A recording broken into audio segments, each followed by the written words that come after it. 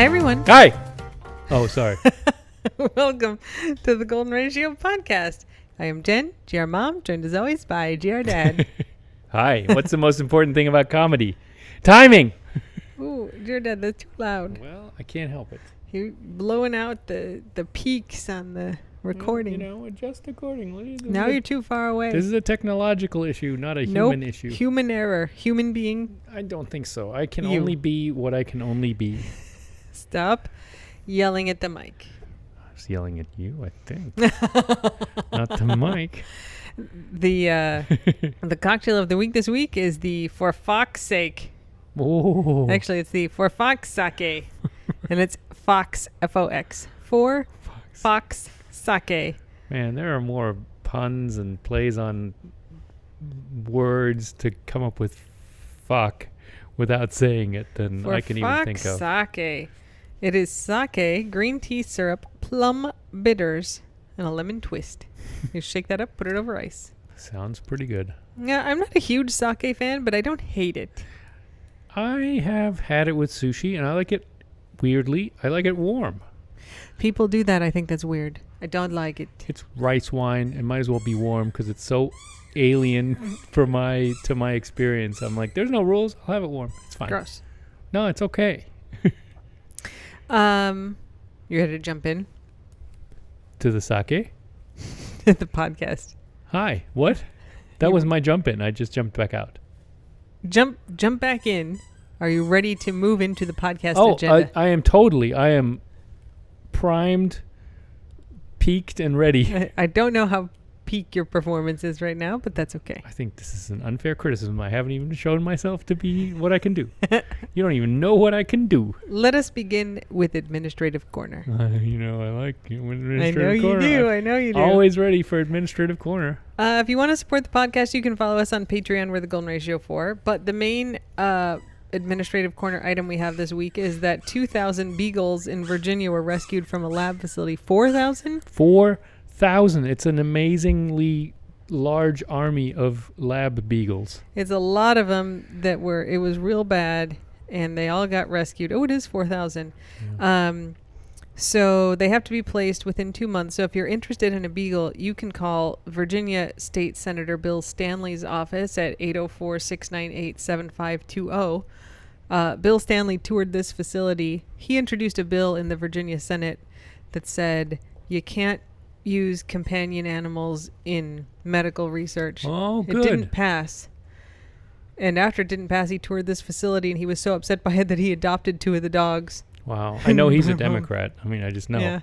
Yeah. So anyway, his office is working. He actually has said, like, if you're interested in adopting one of these beagles, you can call my office. And there's a bunch of different rescue groups that are working to place them. So if you want to do it, you can call Senator Bill Stanley's office. Yeah. Caveats. Lab animals are in worse shape than ours have been, I think, than when you get them, right? Some of them have never been on grass. Some of them, like, they're all very not socialized. They're all high maintenance dogs. Don't think of this as like a Snoopy or a like children's present or a quick and easy way to add a dog to the household. It's going to be a little bit of a project. It's a project. My friend Keisha, who owns a vegan kind of PR firm, she has a couple lab beagles. Yeah. That she adopted. They're great.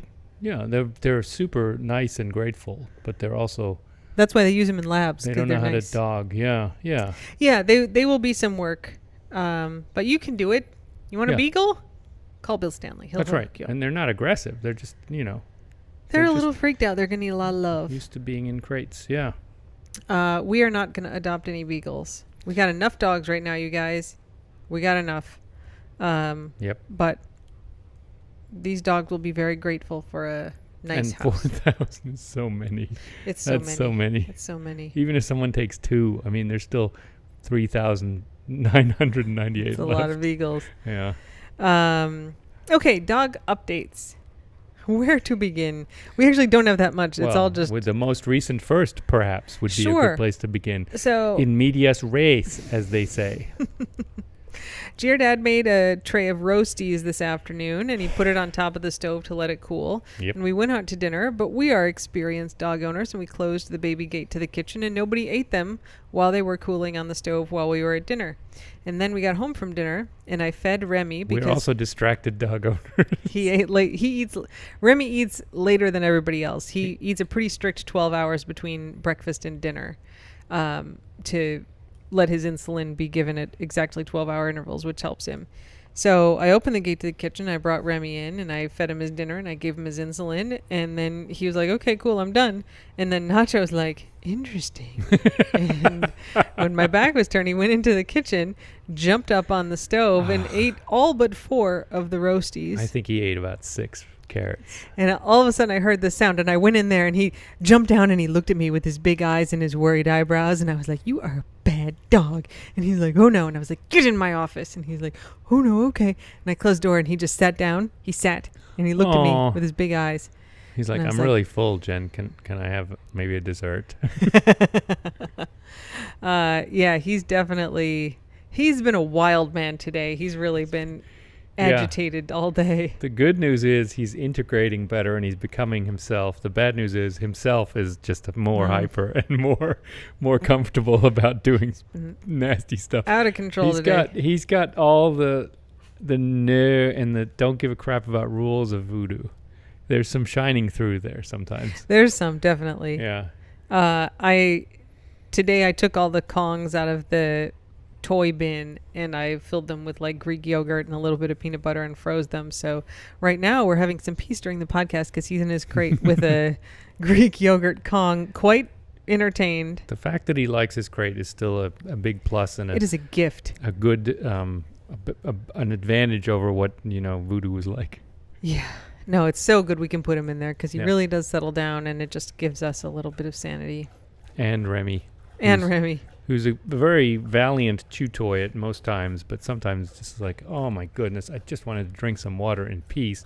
Why is this dog at my back? Speaking of, every morning Remy and Nacho go at it, and often in the bedroom on Buttercup's bed, half-sister Buttercup, Dad's dog from his first marriage, who passed away a few years ago. We have her very nice bed. It's like one of those $500 beds from Orvis. It's really nice. Boy. It lives in our bedroom, kind of in between the door into the bedroom and then the bedroom sliding doors out to the porch. And immediately above the bed is an outlet.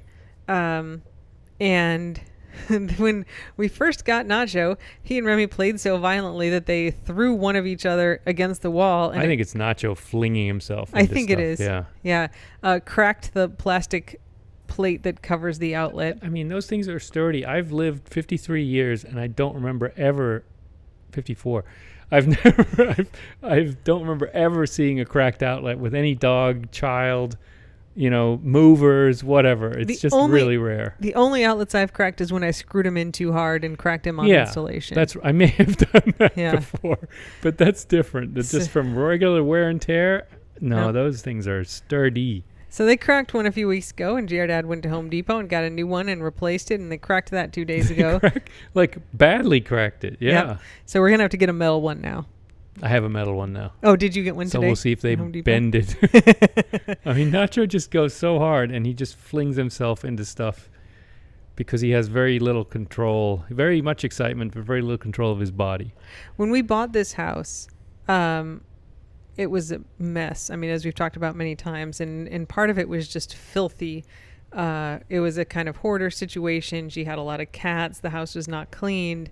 And so when we bought it, we bought it at the end of October in 2018, I think. And then in November, we had the dog sitter come to our house in Maryland for a week.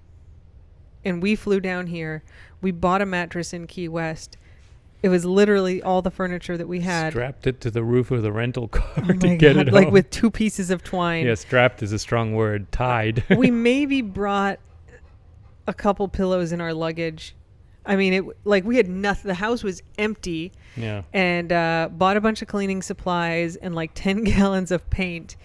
And I guess the paint for the kitchen cabinets. And all we did for 5 days was paint every surface in the house. We cleaned. Dad full credit, cleaned all the like 25 years of grease accumulation off the kitchen cabinets. Yeah, there was a lot of like just So goop. much. Yeah. We painted the walls, we painted the ceilings, we cleaned everything, and just put a coat of white paint on every surface It in was the house. almost as though we'd like gotten a spray painter and just stood in the middle of the room and just rotated. Yeah. Like we did it with rollers and stuff, but it was all the same color everywhere. I mean, our necks were sore from looking up, from painting ceilings. It's just the worst. Yeah. So 5 days, I mean, from like light until dark, because I don't think we had any lamps. There was just like the ceiling lights in the fans. Jeez, if we bought a standing lamp, that was it, or I some don't think we did. clip on, yeah. It was Spartan. And then we slept on the mattress, like Just on the floor. Yeah. Oh, it maybe came with a stand, like a Oh free yeah, base. because it was a sale. Because the Yeah. mattress place, go figure, the mattress place had a sale. It was buy this mattress and get like one of those frames where you can tilt the head up. Yeah, that's right. The frame came on like the second day. We didn't have it on the first night, but then they brought it. Anyway, it was quite an ordeal. And then we learned like nothing delivers to the keys. We were like, oh, we'll just order some stuff. I was like, well, next Thursday. It'll come next Thursday. Mm-hmm. So anyway, when we did that, all of the plate covers, first they were like a 1990s almond color, Yeah. and they were filthy. Couldn't so be white. They'd have to be not white in a dirty way. Yeah. So I went through at one point and just did an inventory of every plate cover in the house. Like this one has 2 switches. This one has 1 switch. This one is like 2 outlets. This is 1 outlet. Everything that we needed. And, the house was built in 95, so they had phone jacks, which obviously we weren't using. They weren't even connected anymore.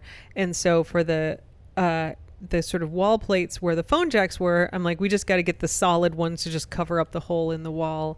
And for some reason, we got white plate covers for everything at Home Depot, except for some reason they didn't have them for just the solid, like cover up a hole in the wall. Yeah. So we ended up getting metal ones. And I was like, why the hell would anybody need to buy like a metal plate cover? And now we have learned. We have a metal plate to cover for the outlet.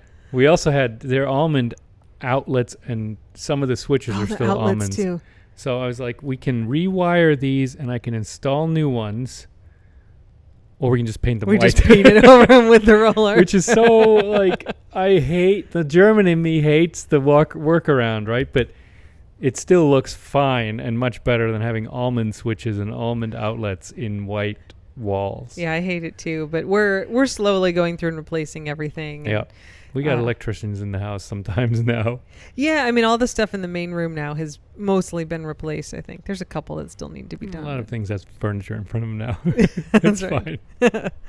fine. So anyway, that's the plate cover. So it's metal, and we'll see if it gets bent or broken by Nacho's, usually his butt. I'm confident that one's going to be pretty sturdy. He's powerful.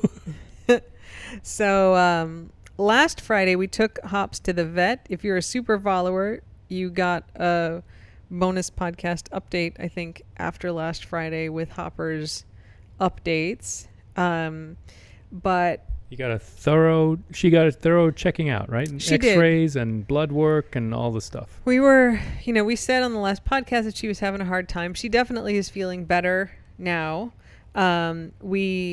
So she had been on prednisone for her ear infection, which we took her off. And then on Monday, she restarted her carprofen, which is her anti-inflammatory. So she feels a lot better with that. But we wanted to do a full checkup anyway, because she's kind of been slowing down. So we did like full body x-rays, blood work, everything. Her hips and her knees look great. Her EKG looks great. She has very serious arthritis in her elbow on the front, which is like not the best because it's the only leg she has. The only thing she has up there. So we started her on a new injectable that's supposed to help with arthritis. It's kind of like Adequan if you've used that, but it's a different medicine, but similar kind of idea, an injectable anti-arthritis drug. So we just started that last week. And they did chest x-rays because, of course, we were worried about her having lung cancer, because that's how her synovial sarcoma, that metastasizes into lung cancer. So we're always worried about that. And she's panting, which is a symptom of everything. Yeah. Yeah, panting, a lot of, like, even in the middle of the night when she's been laying down for hours, kind of shallow fast breaths, which is a sign of lung cancer. Like panting in her sleep, right? It's like, it's not good. It was not good. It sounds bad, yeah. So they did chest x-ray, no signs of tumors that we saw on Friday, which was great. And the vet was like, we clearly need to work on the pain management. Like, that's clearly the thing that's causing this. Yeah. But the vet's like, her blood vessels in her lungs look much bigger than they're supposed to be. She's like, you see the third rib? They're supposed to be the diameter of the third rib. And they were clearly, like, obvious even to me, like way bigger than that. So weird.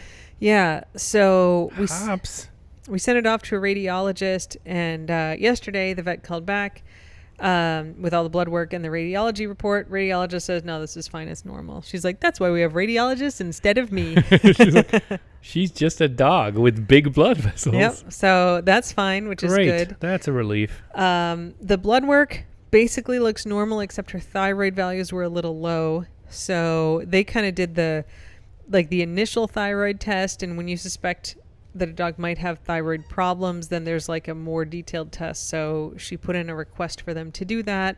We'll probably get those results Friday.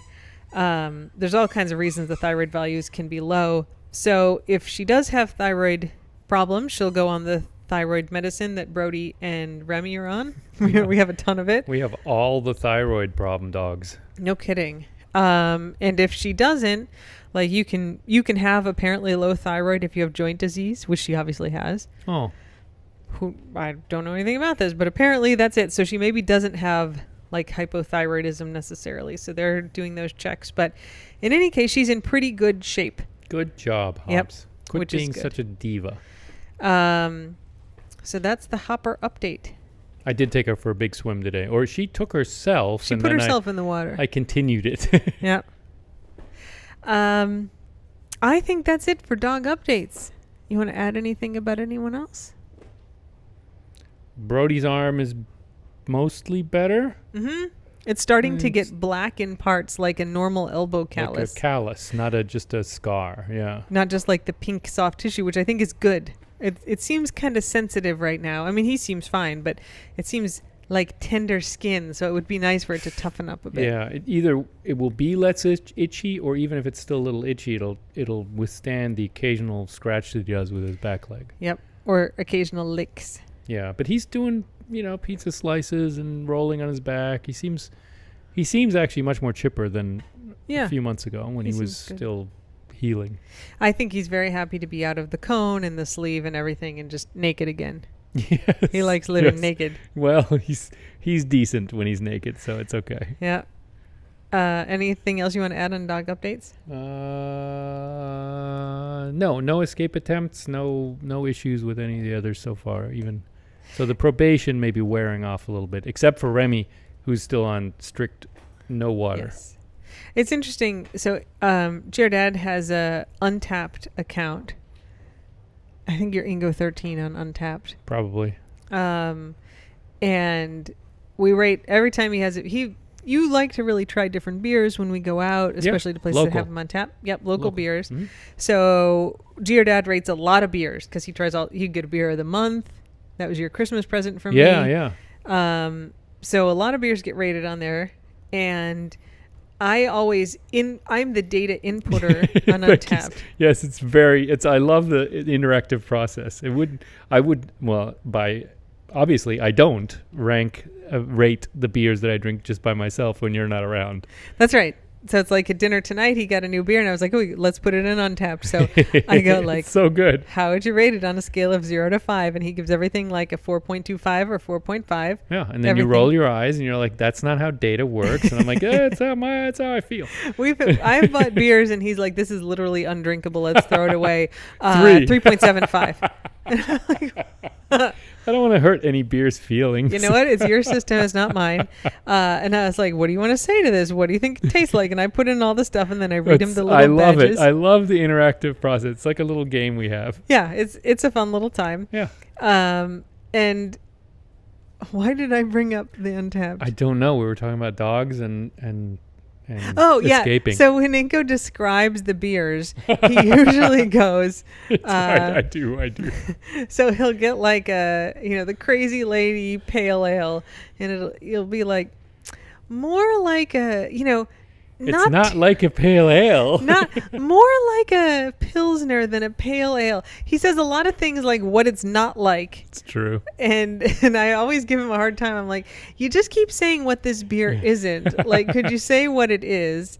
And that's sort of what you're doing with the dogs now. Like, nobody's escaped. Well, Nobody's if I say done they're this. good dogs, it just gets boring and edited too. We could just not say anything. They're good dogs. No, it needs to be said. This leads me to point 1 under ramblings. Speaking of ramblings, The only point under ramblings, which is last week we were talking. So we make a lot of dog content. Ingo does the majority of the snaps at this point. But we also make a lot of bonus content for the Patreon/super followers. And, I think we were talking about the snaps, because when I used to do the snaps, they were like 2 or 3 minutes every night. Yes, that's right. They were very punchy. It was You are high quality, low quantity. They were I don't even care about there necessarily being low quantity. I just want it well edited. So it's like you don't get bored. You don't want to skip ahead. Like there's a point to everything in there. And dear Dad's like, they're playing fetch. Let's do 3 1-minute videos of them playing fetch. Well, because they won't let me do a 1 3-minute video. That's right. That's all. And so I said to Giordad, and this is giving myself too much credit. I'm like, you know how everybody says like, oh, Stephen King, if he published his grocery list, I would totally read that. Like, can you imagine if somebody actually published Stephen King's grocery list and it sold like 5 million copies, just like his other books, and he'd be like, I wrote this novel and I put all this time and work into this novel, and literally people bought as many copies and had as much praise for my grocery list that I wrote on the back of an envelope. Why am I putting all of the effort into making this so good when people like this garbage just fine? Well, I feel a little bit like that with the snaps. Not that your snaps are garbage, and not that mine are like whatever the snap equivalent of Stephen King's books are, but it's like I put all this effort into making really good snaps with like great timing and really like keep you engaged, and you're like 5 minutes of the same thing, and everybody's like, I loved your dad snaps so much. here's what my excursion is gonna be. I keep waiting for something awesome to happen, and I'll just keep it on there until something cool happens. But it's not like a live stream where you have to keep it on waiting for an awesome thing. You can record a whole bunch, and then you could just post the awesome thing and not post the other stuff. That seems like a lot of work, and why not take people along for the journey? I grew up in the MTV generation when we didn't know what video was going to play next, so we had to watch like 4 hours to get a good one. Yeah. You just keep waiting. Yeah. You put up with a lot of crap, and you watch a lot of mediocre stuff. Well, look, everybody likes what you do, so I'm not criticizing. I'm not the artist. The dogs are so good. I feel a little The underappreciated. dog's grocery list is what people are here to see. The other item under ramblings, besides me feeling sorry for myself, Oh my God, why do you feel sorry for yourself? because I work so hard and nobody likes what I do. They like your stuff better. Everybody loves what you do, and They like yours better. No, Yes. that's so clear. Oh, Not true. Nobody's like, Jen, your snaps were really good today. They're like, Jen, those snaps weren't bad. I can't wait for GR Dad to be back home so I we can can't have the believe 8-minute snaps again. I can't wait to see a snap from GR Dad where he doesn't have his finger in it. That's going to be awesome. Nobody says that. The expectation is it's all crap, but maybe one day I want to see one without a finger in the The lens. comments are all like, GR Dad snaps are amazing. Like, you're gone for 5 days and then you come back and it's been like days of like 3 and 4 minute snaps, and I'm working so hard to make a bunch of stuff, and then it's like 12-minute snaps, and people are like, thank God Ingo is back. Let's just watch Remy sleep for 5 minutes. Look how cute he is. Maybe he'll twitch his feet. Maybe he won't, though. Maybe he won't.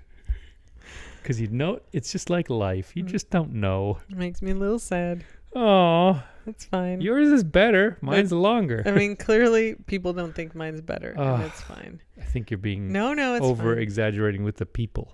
I read all the comments, and there's a lot of enthusiasm for you, and there's like almost zero enthusiasm for me. Nobody ever busts on you. They just know you're awesome, and then they're like, "Oh, Ingo's pretty good too. I'm better praise him." No, it's or else he'll literally go like away." Thank God Ingo's back to doing the snaps. I missed them so much. It's not true. 100%. I'll send you tweets. That's the other thing. I don't get half the tweets, so it's fine. The other thing under ramblings, this isn't really a taste of the Keys yet, but maybe it will be in a couple weeks, is we were out to dinner tonight, and coming up a week from Sunday-ish, like next weekend. 23rd-ish. Yeah, is Christmas in July in Key West. So there's a Christmas in July bar crawl that starts at 2. It ends at 6 on Sunday. It's $20. You get a shot at every bar you go to for your $20. A unique, or what is it called? Special shot? Theme shot. You got to wear Christmas PJs. Yeah. Christmas PJ bar crawl, $20. It's going to be 100 degrees. Like literally, Ingo today. So Ingo every day. Talk about my disordered time blindness. So I get hungry early. Like 5 p.m. I'm like, time to start making dinner. I'm hungry. 10 and 5. 10 o'clock is breakfast time. Hey, I made it till like 11:15 today. That's lunchtime. For lunchtime. Breakfast is when you wake up, which is appropriate. Yeah, I don't always eat breakfast. But yes, lunchtime, I'm ready at 10 for sure. Double digits and you're good to go. But dinner, 5. Even if I have I often have an afternoon snack. Still 5, 6 is okay. You'll stretch it to 5:30 sometimes. 4:30, Ingo's like, I'm thinking about working out. And Ingo's workouts are always an hour. And then he needs, and 100% you need a solid 20 minutes to like cool off before you can shower. You started looking at me going, did you shower? Because you can't tell. Because if Ingo works out and then showers and then gets out of the shower, he continues sweating if he doesn't have a proper cool down. I can't turn it off. It's impossible. It's very I know. difficult.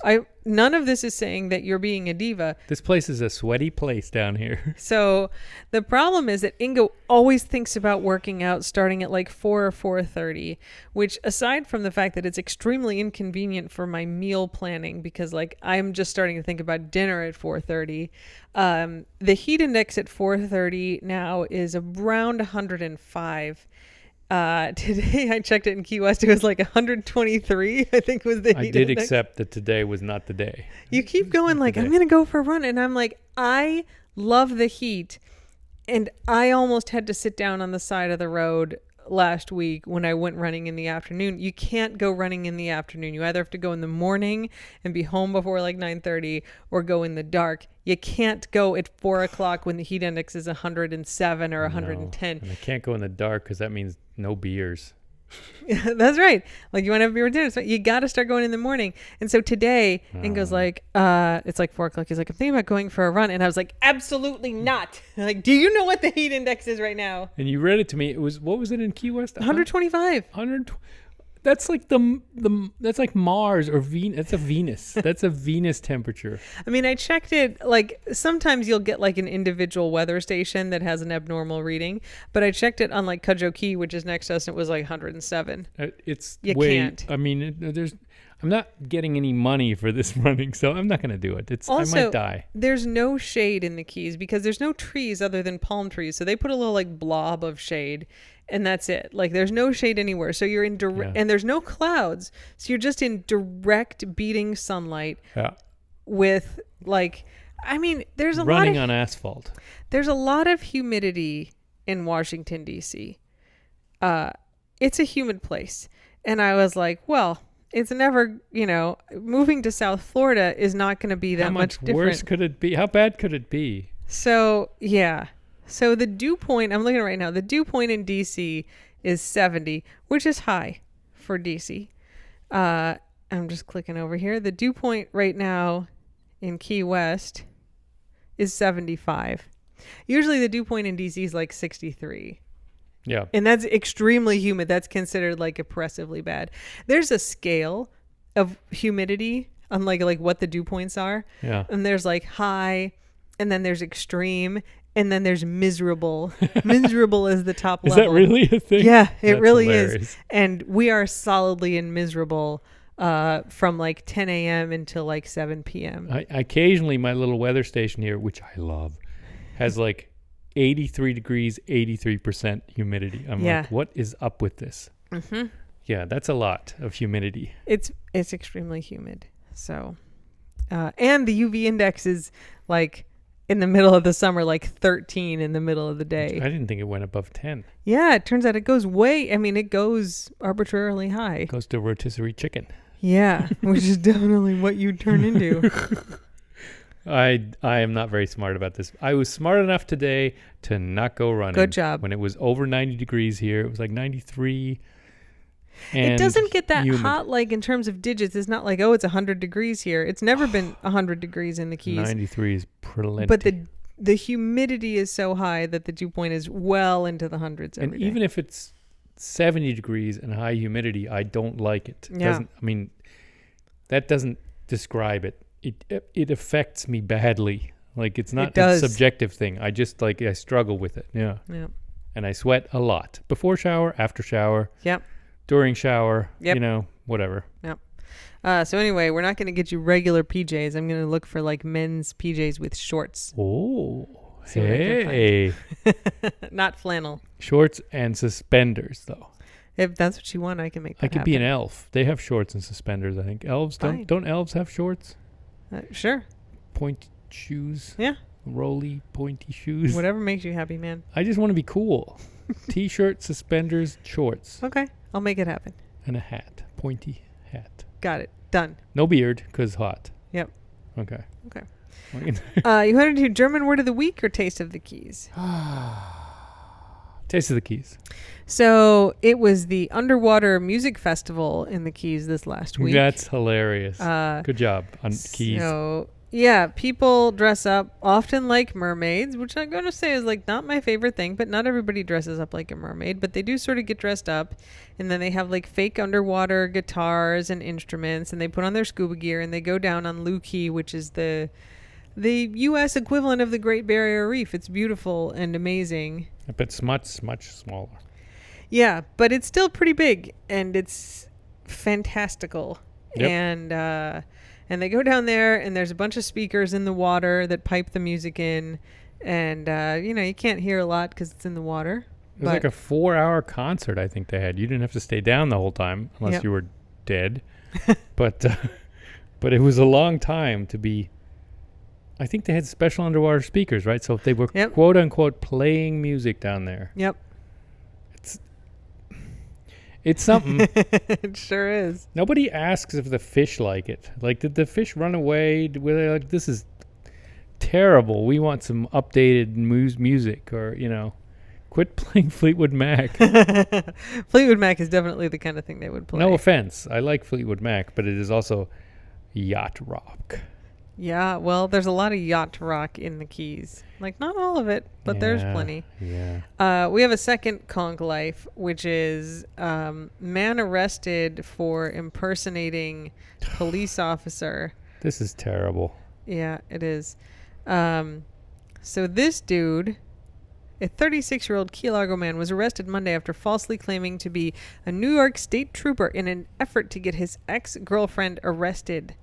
Claude Francis Tristram was charged with false impersonation of a police officer. So his ex-girlfriend reported him for violating a restraining order. He wasn't supposed to contact her, but he was calling her, he was texting her. He would mail her USB devices with messages on them. She went all the trouble to get a restraining order, so he must have been terrible. The fact that he's like... A judge agreed he's terrible, right? Yeah. And it's not easy to get a restraining order. So he's calling, he's texting, he's mailing USB drives with messages on them. What the heck? And then he got this app that changes the phone number that's displayed when you call. So it like fakes the caller ID and starts calling her with that. And then later in the month, they get a call to the non-emergency line in the Monroe County Sheriff's Office from someone who says they're an off-duty New York State trooper who's reporting a possible intoxicated driver driving recklessly. So the deputies respond. They find the vehicle. At the same time that they're approaching the vehicle, this dude, Tristram, comes up, pulls over to help identify the vehicle for deputies. He's like, you guys, that's the one I called you about.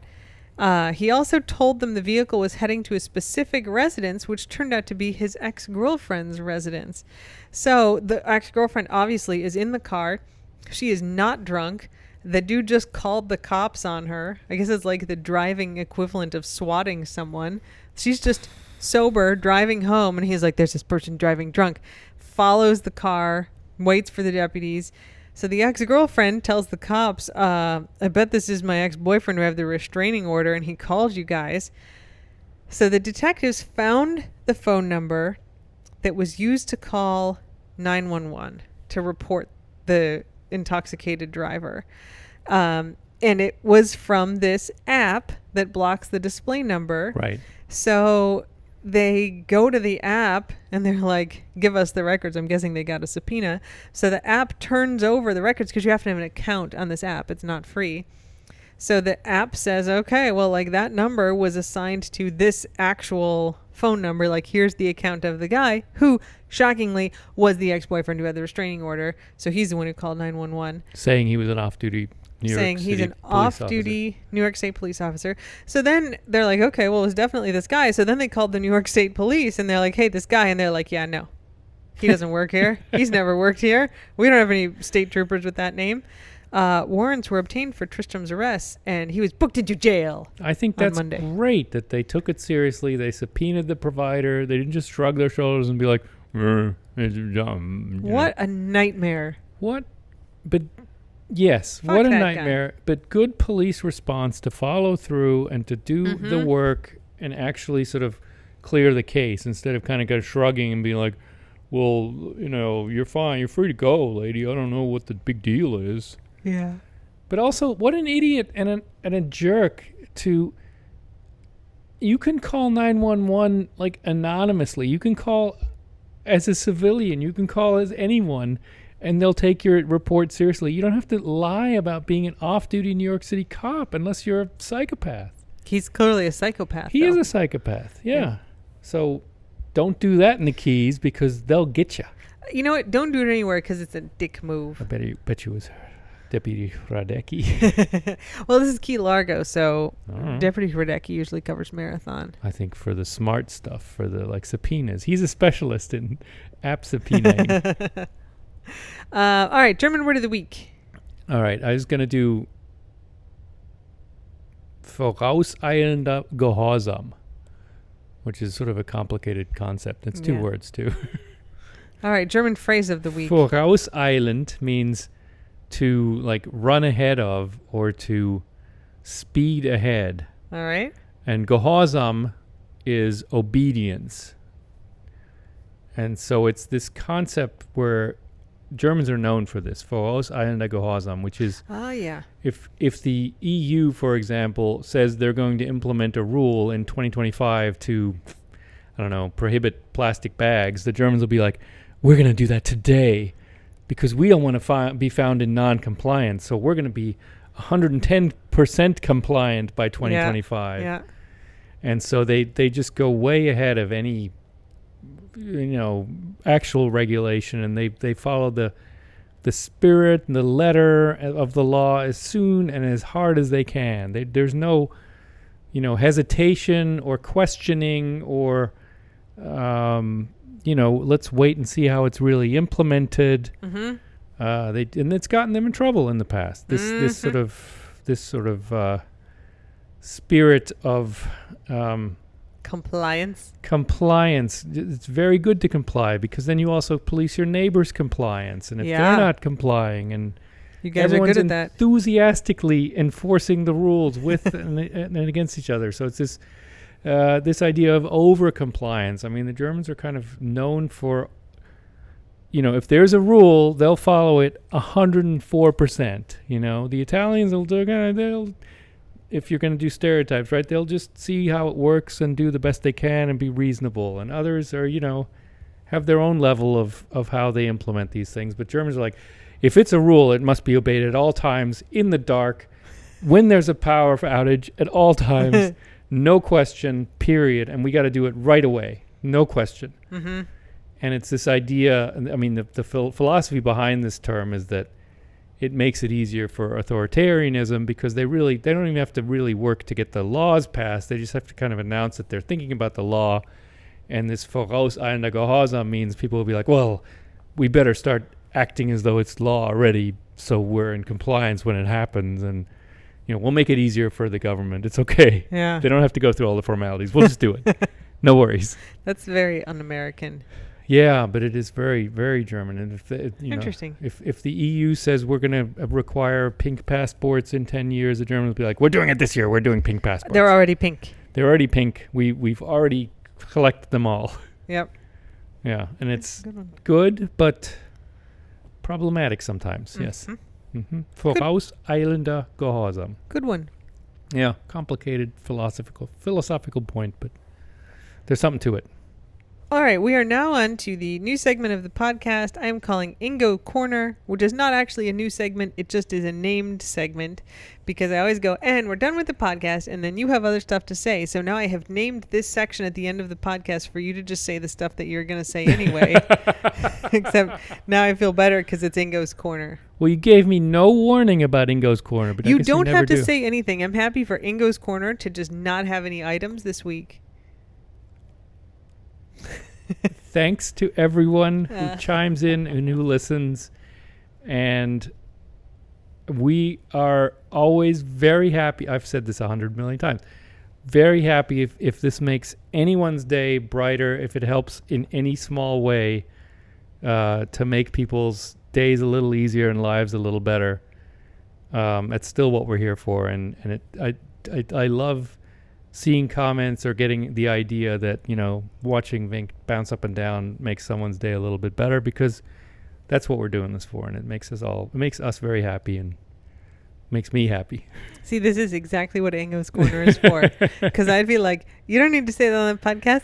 It's kind of boring. Everybody loves everything you say. So now you get to just say it. I've grown older now and I've learned that the things that I think go without saying actually don't, and a lot of times they just live in my head unless I say them. So I'm gonna oversay them sometimes. That's fine. Yeah. But is there anything else you'd like to talk about in Ingo's Corner? You have free reign. I will not stop any. This no, can be unless boring. You think I'm missing something, but no, that's a very important point. Not new, but important, and so that's all I'm gonna say. This is just like if there's anybody who does share my sensibilities about content and go like, man, like Ingo just says a whole bunch of stuff. You can just end now because I'm putting Ingo's Corner at the end. There's not going to be any more content. I appreciate you not editing it out. I think that's nice. Thank you. You don't know that I'm not going to edit it. You are conveniently putting it at the end, so you can just lop it off and be like, oh, I could save 5 minutes. I'm going to be like, Slava Ukraini, don't let anyone ask you to. Okay, now Ingo, time for Ingo Corner.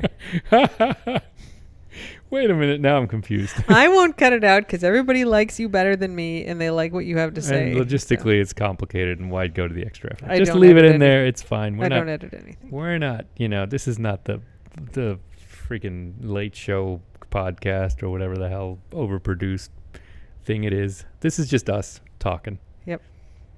Anything else? No. All right. Until next week, everyone, Slava Ukraini, and don't bet anyone unless they ask you to. Exactly, on both points. Bye. Bye.